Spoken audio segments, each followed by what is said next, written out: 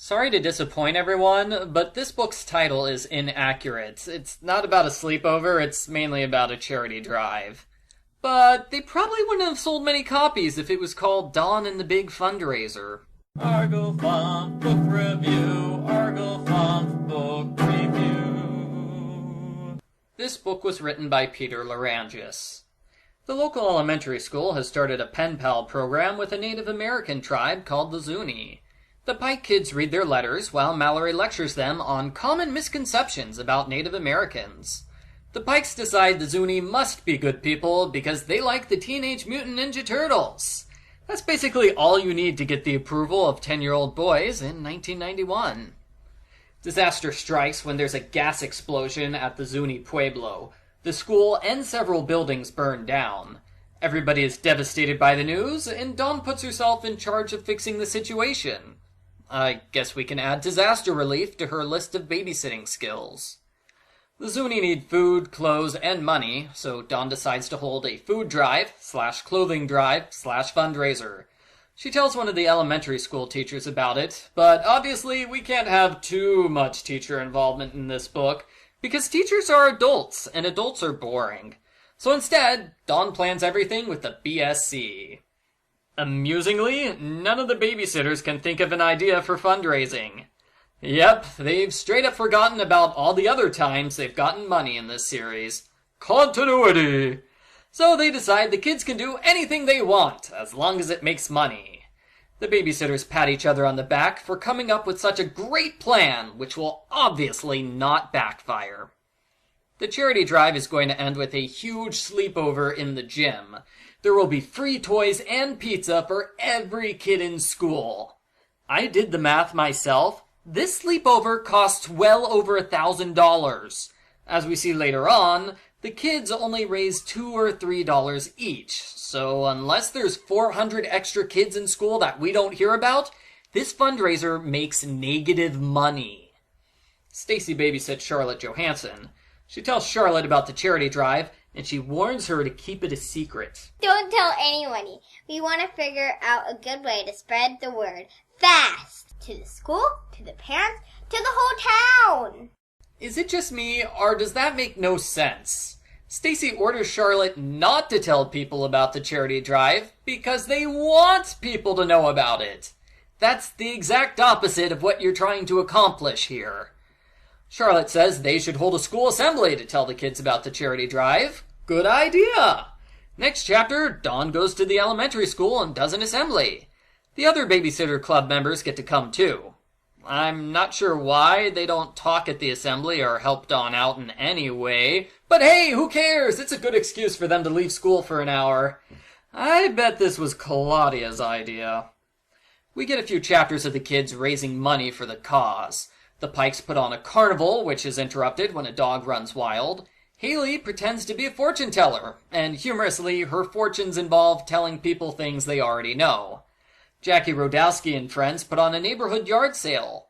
All goes well until the adults notice that the kids stole a bunch of their valuables without permission. The adults laugh it off, and I'm sure Jackie will be grounded forever.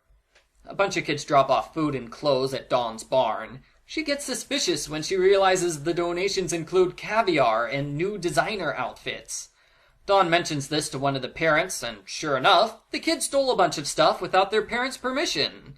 Which is literally the exact same thing as last chapter. Dawn decides to prevent any more problems by forcing kids to get signed permission slips before they can make donations. That's a lot easier than, actually talking to the parents. Finally, it's the big sleepover day. There's some trouble with the pizzas though, because the pizza store ran out of flour. I worked at a pizza place, so I found this part to be hilariously inaccurate. Friday is the busiest night of the entire week for pizza orders. No way do they only have 2 people working the store on Friday. Also, no way can they make 30 large pizzas from scratch in under an hour. After the kids get their pizza, they get toys and play games for 2 hours. Right before everybody goes to sleep, Dawn tells everybody how much money the charity drive made. Sadly, the book never says what the grand total is. Maybe that's because, like I said earlier, it's probably a negative number. Dawn assures us that it's a phenomenal amount of money, and she's happy her plan was such a huge success. The babysitters have trouble getting all the kids to sleep, probably because Dawn just wound the kids up with the money announcement. Kids wake up continuously during the night, and all the babysitters are zombies the next morning. Everybody eats breakfast, and they feel like cheering when the parents arrive. We finish with the girls getting a thank you letter from the Zuni principal. The principal says they made a huge difference, and he notes that the government has given them disaster funding, which means the entire fundraiser was wholly unnecessary. The end. Post-book follow-up. This book reminds me of Christy and the Mother's Day Surprise, in that we have a big event with a lot of kids, which should be the main focus, but instead, most of the book is spent on prep work. Did we need a whole chapter for ordering pizzas? No. They should have scrapped that chapter in favor of another chapter of sleepover fun.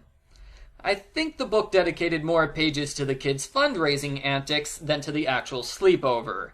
To be fair, the antics were fun, but the book is named after the sleepover. Why isn't the book about the sleepover? Maybe the original plan for the book was different. At one point, Marianne complains to Dawn that they shouldn't prepare games for the kids. She says the sleepover will be more fun if the kids decide what to do.